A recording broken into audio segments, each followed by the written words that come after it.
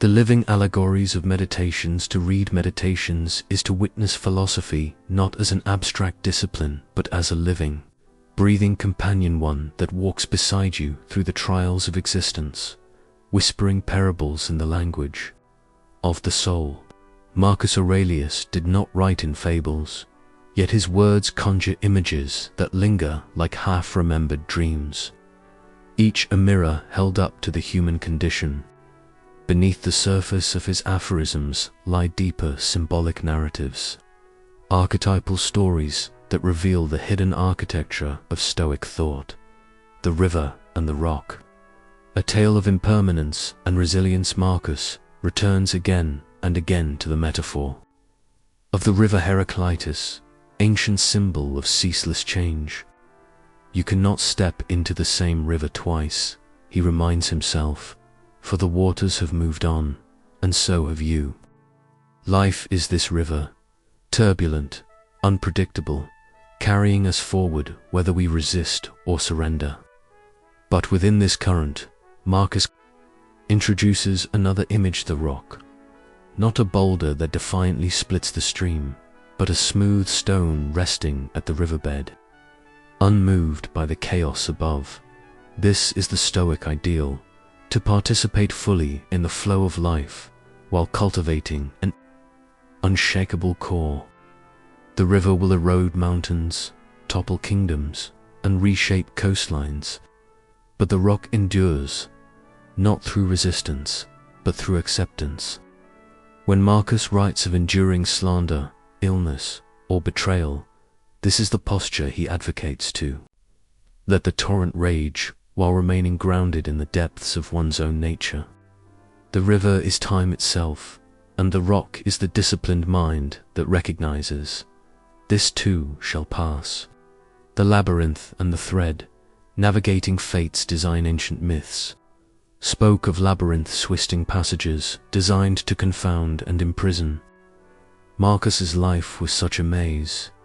The corridors of imperial power, the dead ends of political intrigue, the minotaur of his own mortality lurking in the shadows.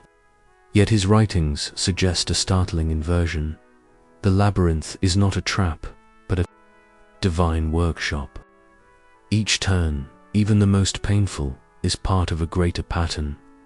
Here, Marcus echoes the myth of Ariadne's thread, not as a means of escape, but as a tool for deeper penetration. The thread is reason, the Stoic logos, which allows one to move through adversity without losing the way. Accept the things to which fate binds you, he writes, and love the people with whom fate brings you together.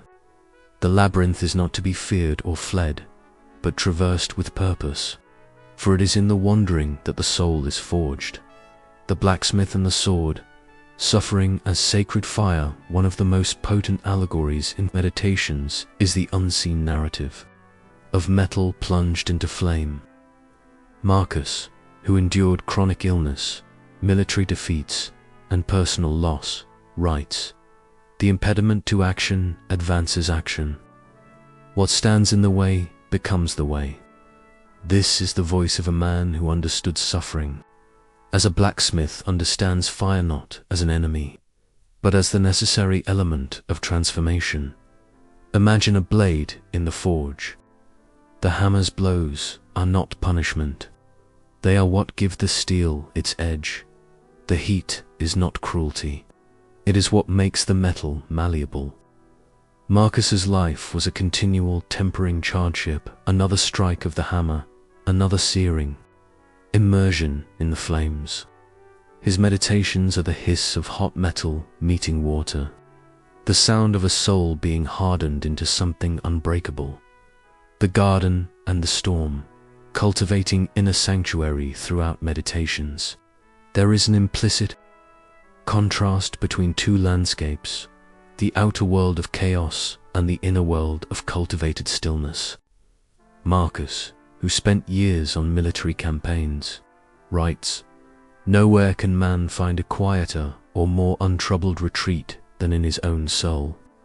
This is the image of a gardener-walled sanctuary where the storms of the world cannot reach. But this garden is not a place of escape. It is a place of preparation. Like a gardener who tends his plot daily, Marcus exercises his judgment, prunes his desires, and weeds out false impressions. The outer storm weather war, plague, or betrayal will rage regardless. The garden exists so that when the storm passes, as it always does, the soul remains nourished and intact. The phoenix and the ashes. Death, as renewal no theme, haunts meditations more persistently than mortality. Yet Marcus does not treat death as a grim finale, but as a cosmic rhythm, the phoenix's cycle of dissolution and rebirth. Soon you will have forgotten the world, and soon the world will have forgotten you, he writes. For most, this would be a source of dread. For Marcus, it is the key to freedom.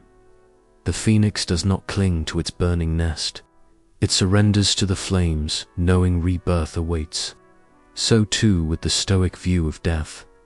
It is not an end, but a return. Our bodies will rejoin the earth. Our atoms will disperse and recombine. Our deeds will fade, and this is as it should be.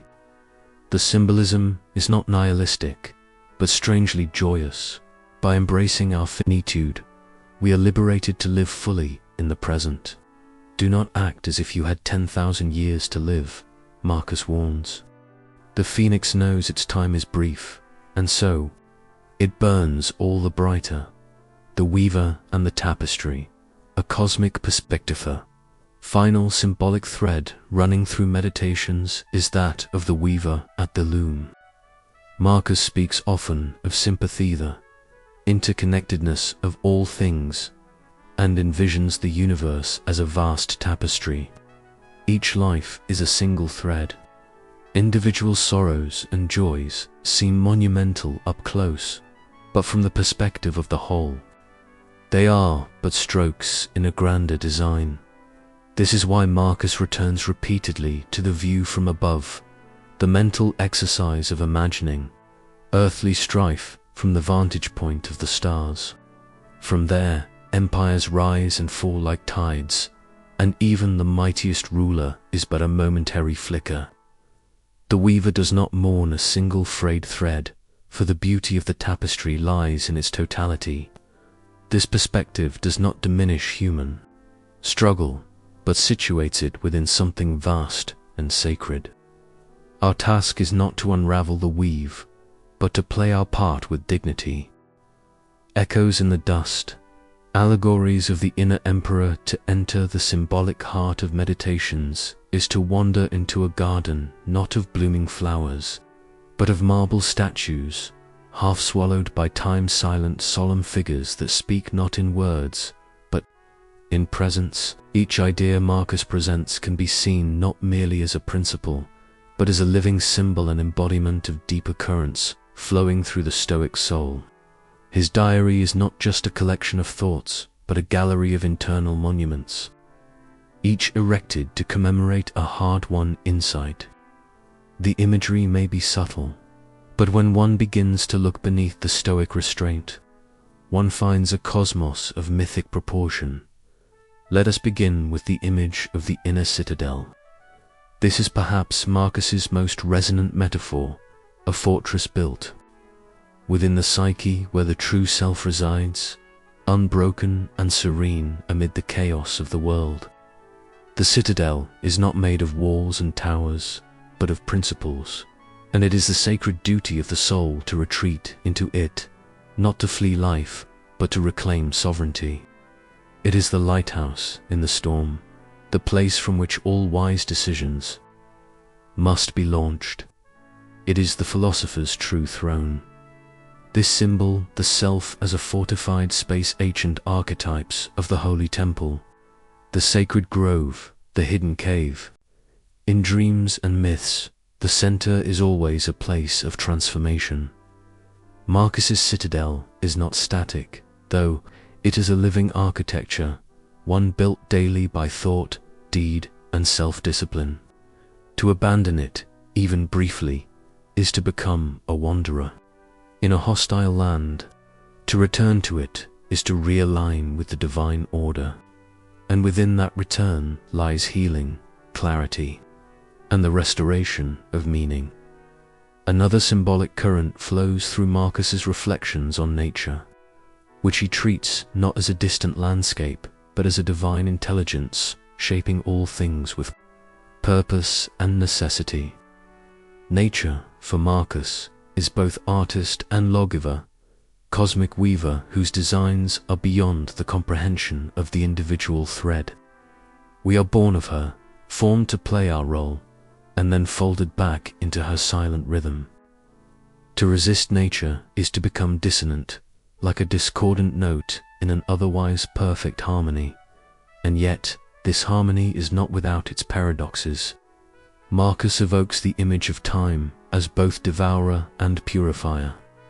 He speaks of the constant dissolution of things, kings and commoners, empires and insects vanishing like smoke on the wind. But in that transience lies the seed of freedom.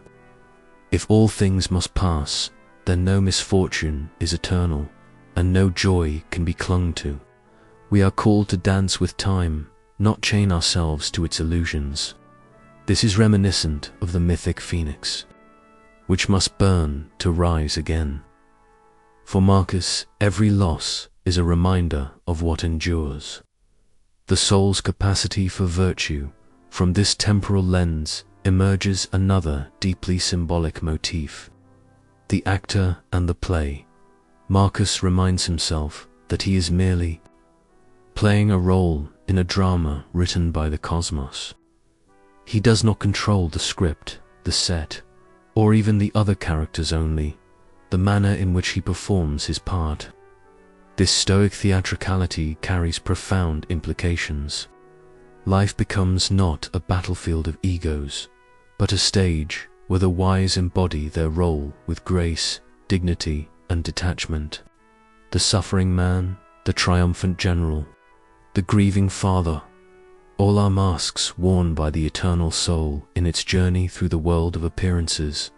And what of death, that most shadowy figure?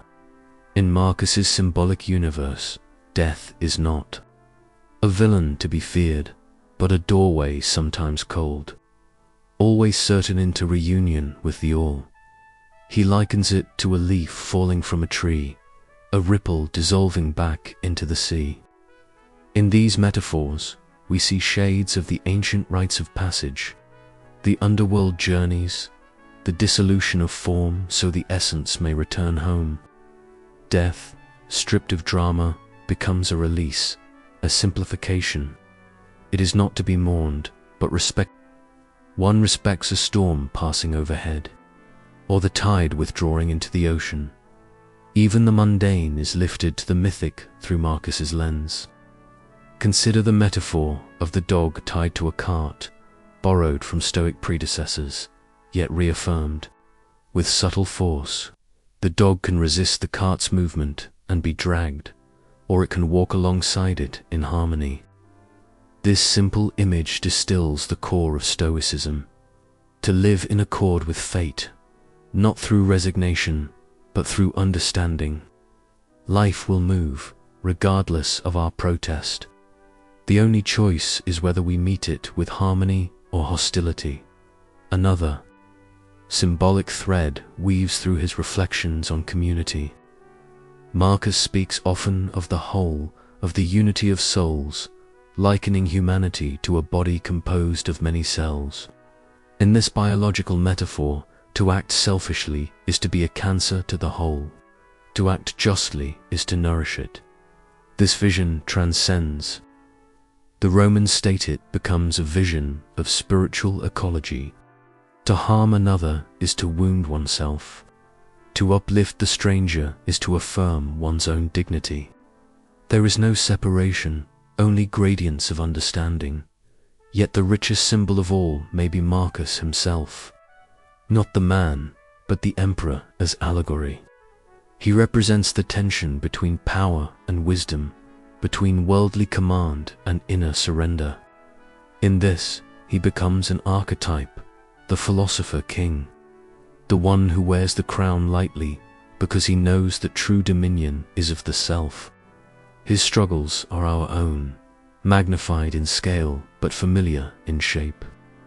To read Meditations is to recognize that we are all emperors in the realm of our mind, and our reign is judged not by riches or renown, but by our fidelity to the good dot. So, as we walk through these symbolic landscapes, stage, tide, flame, we begin to see Meditations not just as philosophy, but as myth reborn in introspective form. The symbols are not mere decorations. They are guides, opening doors in the psyche where dry logic cannot tread. They remind us, as all great myths do, that the external world is a mirror of the inner, and that our path toward truth must be carved not just in thought, but in symbol, story, and soul.